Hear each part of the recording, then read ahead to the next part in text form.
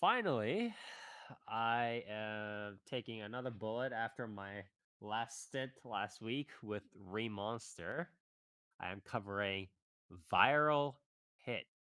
Let me pull Wow. up my notes real quick. It is also known as, yeah, so in Korean it's known as Saum Dokak, or also known in Japanese as Kenka Dokukak. So this is a Korean webtoon, available online on Naver Webtoons. Naver is like one of the major uh, internet com- internet-based companies, I guess, site-based companies in Korea. It's like Yahoo, but if they didn't fuck up their marketing, essentially. Um, the story by Park Tae-jun and art by Kim Jong-yeon. Originally, the this webtoon got made into an anime, obviously, else we wouldn't be covering it. The main animation production, and I think the one that's doing bulk of the work, is Okuruto Noboru, who has recently been doing. I think the most recent one they did was a studio apartment good lighting angel included, also known as Tenshitsuki for short. As well as I think one of their other ones was the hidden dungeon only I can enter, which I think Toast might have covered. I forget, Yeah, but that was me. yeah. Um, so the staff is mainly Hishida Masakazu, who did stuff like he's done a lot of. He's pretty prolific, but he's done a lot of idol stuff for one reason or another. He did ensemble stars or idol stuff and like that sort of type. So Ensemble Stars, King of Prism, Pretty Rhythm. He headed the 2009 version of Yatterman movie. He did the second season of Yashahime, which is, as you guys know, the sequel to Inuyasha. And he also did more recently, My Instant Death Ability is So Overpowered. So this director, Hishida Masakazu, sort of cobbled up some connections that he made in while he was um, doing a more secondary role. I think he was doing like key animation role or whatever. And Johanna Helian, he kind of cobbled up some people there, as well as from ensemble stars. And then he kind of collected some people from inside and outside of Okulto Noboru, sometimes using his connections where he worked on like Villain Saga and stuff like that. So you'll see people like from Johanna the Parhelion, such as Ono Tosha, who worked on 86, both seasons, the later arcs of Blue Exorcist, Gotchaman Crowds, Land of the Lustrous, Level 1 Demon, 1 Hero, Mushoku Tensei Season 2, Promise Neverland, Shadow House. Like, this guy is a very good storyboard script composition guy here. Music, Yamada Yutaka, he did stuff like Tokyo Ghoul, Vinland Saga, Tokyo Revengers, Don't Waro. And the other guys like chief animation director and art director and sound director. A lot of these guys are again from a little bit inside Occult Noboru, or sometimes again a little bit of Vinland Saga people. So um, pretty good crew all around, I would say, for the most part. Although it is a little bit, I think, for the most part, they are kind of trusting on Onotosha to translate the original material properly, because I think a lot of the other guys had kind of have um, interesting experience in different genres that are not as adjacent to this one. Quickly going over the voice acting staff, they note that they did all change the characters' names to Japanese, the Japanese version of this for some reason or Why? another. They did that for But Solo Leveling too, didn't they? yeah, They they did? keep doing this. But the subs Damn. have the or it's not the English names, the Korean names for them. So it is a little bit interesting. So most of the voice acting cast is very like known, um very known, just like full of like main people, a yeah, A-listers, stuff like that, near S-listers, I think currently the flavor of the month people these days, right? So the only exception I would say is the main character actually, Hobin Yu, also known as who is it? Uh God damn it, let me read this. Oh yeah, Shimura Kota in in the Japanese version, who so Neo Satoshi is not a newcomer per se. He's been in the industry for at least a couple of years, but he hasn't had a real breakout role before this. He hasn't had like real proper main role, or even close to like a main casting role. He did Harao in Hulk, which is one of the, I guess, supporting cast members. He's like one of the people who kind of started off uh, kind of antagonistic against Hulk in the in media res part of it. But beyond that, he hasn't had a real breakout role, so this is his like first main role. Other than that, pretty much all the other characters are voiced by, I would say, A-listers at least. So you have Okamoto Nobuhiko, you have Ishikawa Yui, you have Fire's Eye, you have Ishikawa Kaito, Takeuchi Shunsuke, Sugita Tomokazu, Aoyama Yoshino. Aoyama Yoshino, if you don't know, did Bocchi for Bocchi the Rock, Nakamura Yuichi, stuff like that. So, all veterans down the road here, all people that, any voice, any Seiyu kind of otaku should know. Never heard of him. Who are these stupid people? Yeah. Opening theme, Wild Boy by Massive the Rampage. By the way, the S's in Massive are spelled with fives. So Wow. that's how you know it's That's cool. fucking metal. Yeah. So this is more standard sort of initial rap with strong beats that kind of fades back into I want to say a mix of electro hop and a little bit of K-pop as per, the sort of Korean webtoon vibes. This probably, in my opinion, what Remonster's opening wanted to be, but failed. So, it is what it is. I do obviously like it a little bit more than Remonster. I don't know whether I would call it the best OP of the year, but it certainly fits a little bit better. And the ending theme is Viral Hack by Crab Cunny Club. This is a known sort of rock, alternative rock band, J rock band in um, Japan. And they have, again, as per their general typing, they have a pretty standard Japanese alt rock style. Uh, this sort of stuff is slightly uncommon, I would say, in terms of ED usage. But it does work pretty decently here. So I do like it quite a bit. I've always been a sucker a little bit more for stuff like alternative rock, cheesy stuff like alternative rock more than stuff like progressive rock. But it is what it is. Visuals really quick.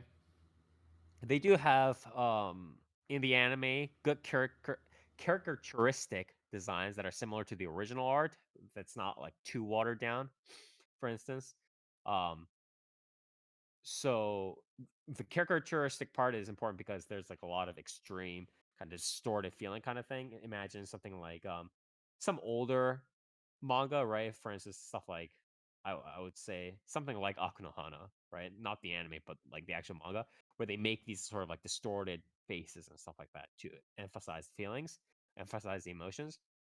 There's a lot of that um, going on.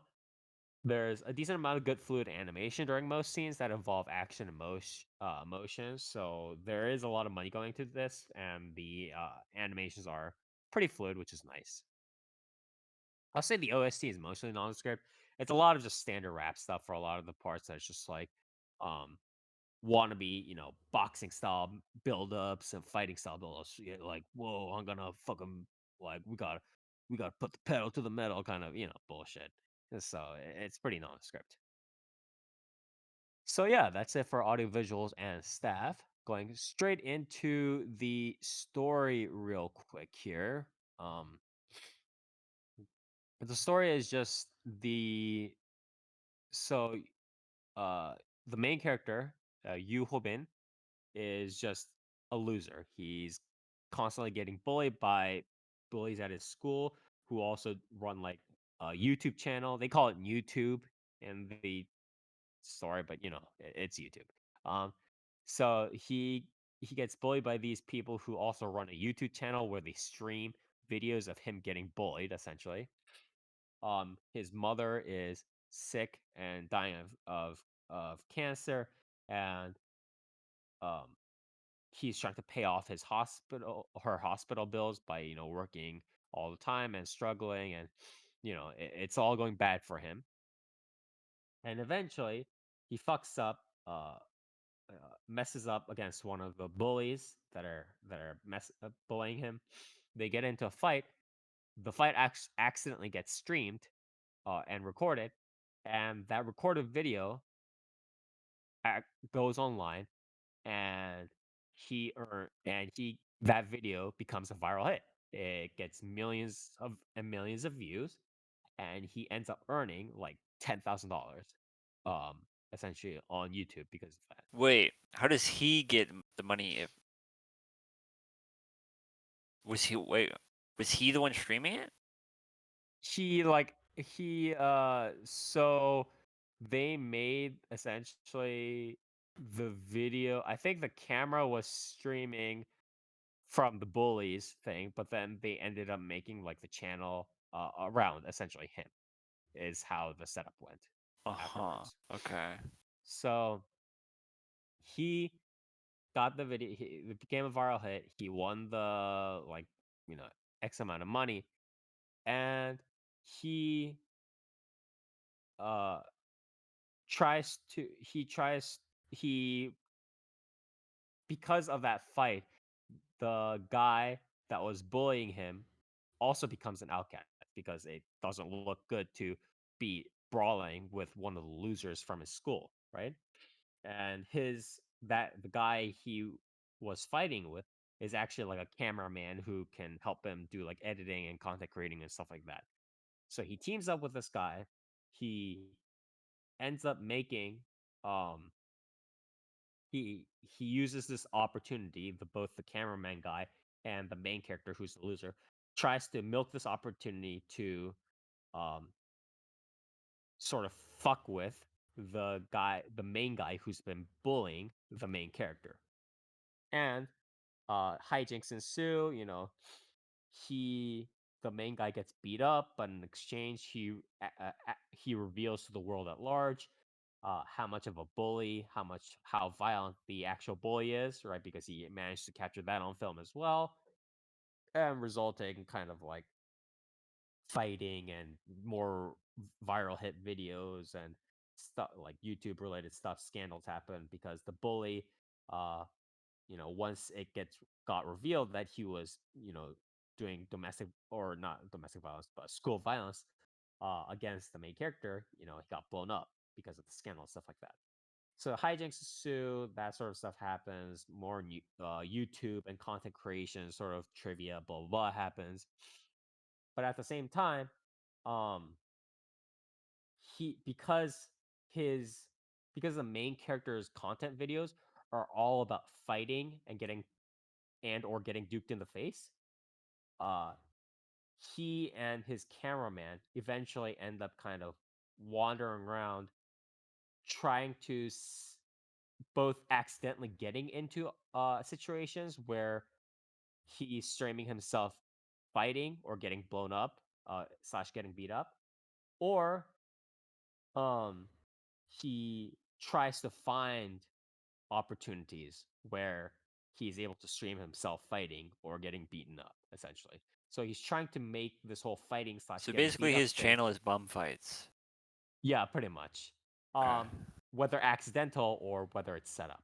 Uh-huh. And uh, along the way, he also starts to learn a little bit more and more about how to actually fight without, getting just fucked up uh, uh, by watching some like YouTube instructional online videos from this mysterious channel. Um, Essentially, he's watching like eHow videos, right, of how to fight, and he uses that for advice to grow better and better at fighting, and that syncs along with his content creation, which is again, as you said, bum fights, and then the rest of the cast kind of builds along that.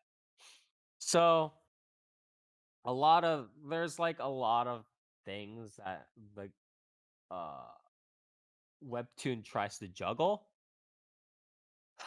It does have a decent amount of surface level trivia about creating content and like ad revenue and like how YouTube influencers do things and stuff like that.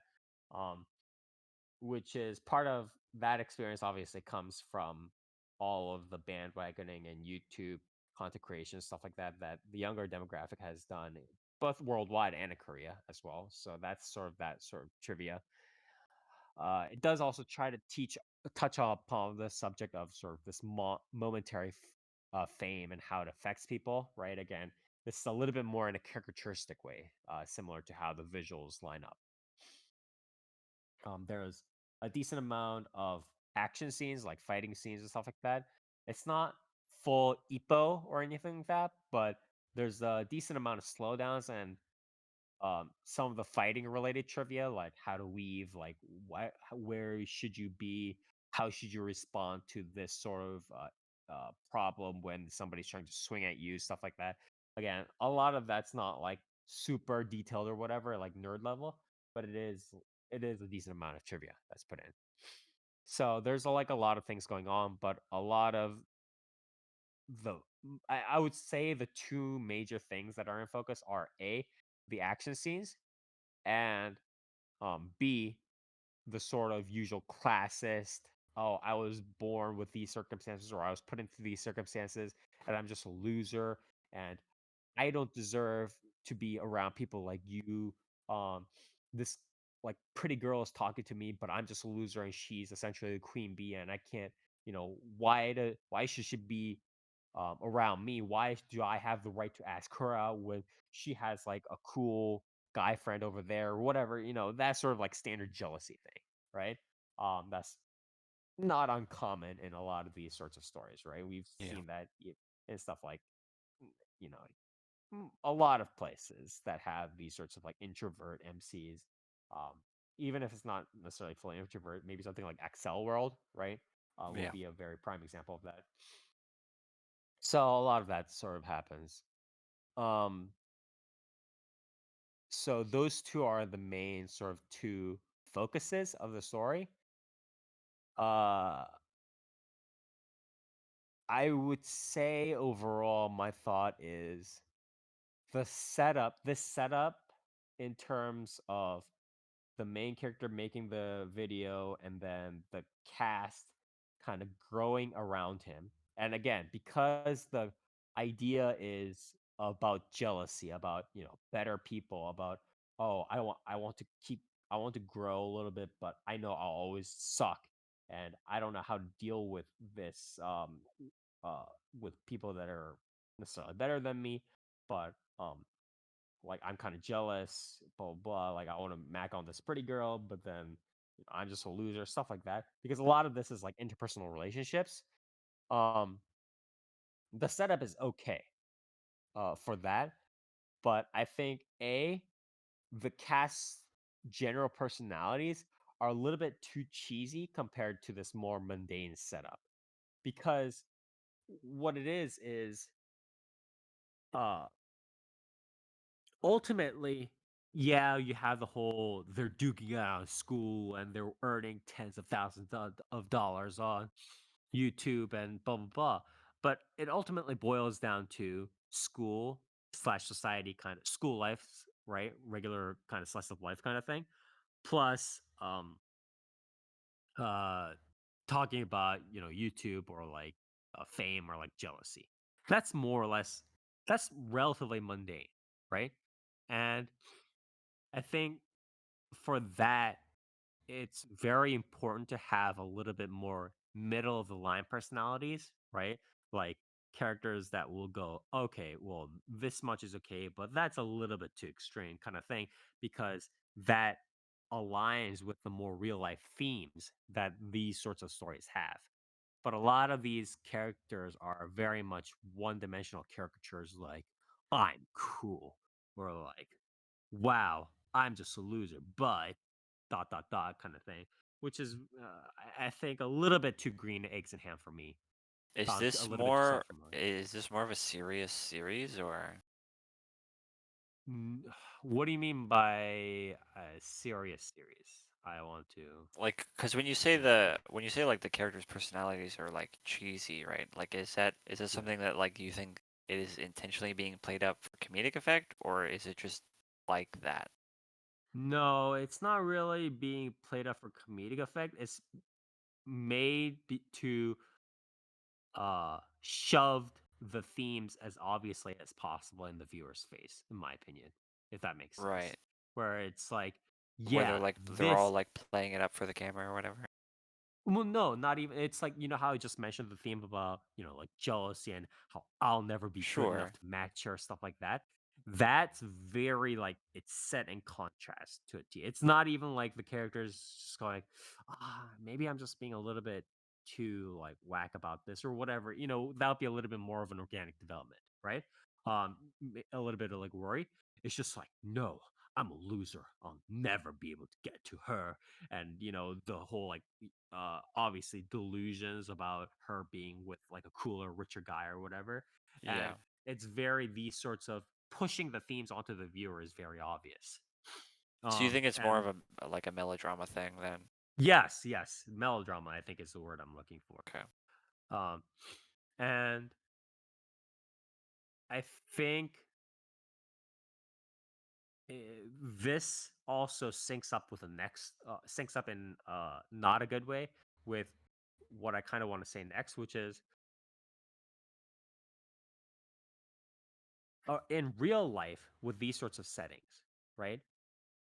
What would happen is very standard, right? It's like they might have a little bit of their own like interpersonal dramas, but then they would just run their YouTube channels for X number of years and then fuck off, right? Or do whatever or fade away. That's essentially what happens to YouTube channel people, Yeah. right? Or somebody ends up in jail for punching somebody, or that's what would happen in real life. Yeah. Which is not really it's more of like a passing of time, right? It's not a conclusion, although there are endings to some of those, but it's not a conclusion. It's just passing of the generations, right? And I would say probably the closest that's come to, closest an anime or a manga that has come to that sort of just passing of time is I would say K-On, right? Because it has like they just graduate and then the next kind of stuff comes in, the next generation comes in the manga, or I would say it's something like Seitokai no Ichisan, where it never really gets like the harem ending or whatever, and just kind of moves on to the next generation, Uh, right? Passing of generations? I think you mean Gurren Lagann, dude. Yeah, that is Hello. true. We're all pleased. But uh it's just unlike real life, when you have a story based around even these mundane setups, you can't just make a story with these fictional characters and then they just make you write 50 chapters about them running their YouTube channels for a couple of years and then fucking off, right? The story has to a resolve, b resolve in a climactic slash satisfying way, or in a way that'll satisfy the intellectual side or the emotional side of the reader, right? Somehow. And C, it has to resolve in a relatively novel and or unique way, or provide interesting developments along the way to a somewhat more standard ending, right? I don't think the story is really doing any of these by setting up a pretty standard, like, oh, I'll never be good enough story, like jealousy kind of related story, alongside a more kind of surface level version of writing about, momentary kind of flash in the pan of fame, with a little bit, a sprinkle of main loser guy gets main hot girl romance, right? Main prom queen girl romance. So I just and I read a little bit of the wiki summary, reading ahead, quote unquote. Um, and it kind of seems like a lot of the readers agree with me. In the latter half, apparently, of the viral hit manga before it wrapped up, there are a lot of problems that readers have pointed out, a lot of complaints. But I don't think it was like a sudden change of heart in the second half. In my opinion, it's just the core problems, the root problems of the series that naturally led to the second half being more crappy. I just don't think this is an avoidable aspect of this series. It's just rotten at the core. Um, not. I want to be a little bit clear though. When I say rotten at the core, I don't mean it's just like irredeemably terrible. It's just I don't think that this would. I don't think that this premise is set up and the way it's kind of unfolding has the promise of becoming a series where it will give me the sort of catharsis I will need and or expect, if that makes sense. So I do think that the reason why this became popular is part of this is the whole like Korean manga and like webtoons bandwagon, of course. But a lot of it, it's also what I discussed before, right? It's the increasing appetite for stuff that has socioeconomic or social cultural commentary, especially of this sort of kind where it's like, why is God doing this to me, essentially, right? The almost like story of Job kind of thing. Um, where it's like all this shit is happening to me. Can I ever, um strike it rich, like do something that like get to a place where I'm like, truly like happy, right? Is everything gonna fuck me up? Am I never gonna end up with a girl? Am I actually going to be able to get some goals down, right? And again, I think on a very, very, very light surface level, um, this series might scratch the itch very temporarily, but I just don't see any hope for this story resolving or like doing character development in a way where I'd be like, yeah, I didn't expect this. And this seems like a very human, organic, interesting thing to happen in a story about rom com and like a loser guy gets fame and about, how he has to deal with his lack of self esteem. Um, I just don't think the author has created a novel story for that. And so I just don't think that this story, as okay as the setting is, I can't really recommend the series to watch because it's just not worth it. Nothing in it is really that novel. None of the character developments seem very novel so far. Uh, and the character setups are the character not like the overall premise, but the character personality setups are just too cheesy for me to really believe in any proper character development and interpersonal interaction and follow through other than yeah, the prom queen is a nice girl and really does believe in the loser guy because the loser guy really does work hard. Like, come on, True. guys. This is not like a fifth grade like story writing time, okay? I'm not. I can't recommend that sort of stuff. So, that's sort of all I really have to say about the story. I just can't really recommend it, despite it, I think, having okay groundwork. I will not say that it has good groundwork. Like I think Windbreaker had better groundwork than this one, but I just can't recommend the series. It's just not novel enough. So, that's all I really have to say. I would say Mal rating. I will give it a 4 out of 5. I don't think I can afford to give it even an average rating, just despite it having okay audio visuals, because uh, longtime viewers of the podcast and listeners of the podcast will know I do have a significant amount of my rating based upon sort of a novelty factor, a proper novelty factor, not just like just some out of out of left field premise that just kind of sinks in the first two episodes, but like a properly novel premise and setup and organic development that actually goes somewhere and goes in a direction that I haven't seen in another anime or in another story, right? Um, and I don't think it provides that sort of novelty factor. So ultimately, it will have to be below average because at the end of the day, I can just watch another similar anime for this, or I can read another similar manga. I don't need to read Viral Hit to get this sort of I think character you're asking development. for a bit much there, buddy. Yeah, it's like, are you not satisfied with loser guy gets awesome hot girl, sir? Like That you sounds gotta watch fucking this. epic, dude. Yeah, yeah. I've watched enough Excel World to know where this is going, so I apologize. But yeah, that's sort of all I had to say about Viral Hit. Unfortunately, again, I can't recommend it. I will probably give it a below average grade. Um, it is a Korean manhwa slash webtoon original about dudes fighting and a loser guy becoming, getting a popular YouTube channel and duking out people along the way. So I guess if you like that sort of stuff, I guess give it a watch. But I honestly wouldn't watch it to be honest. So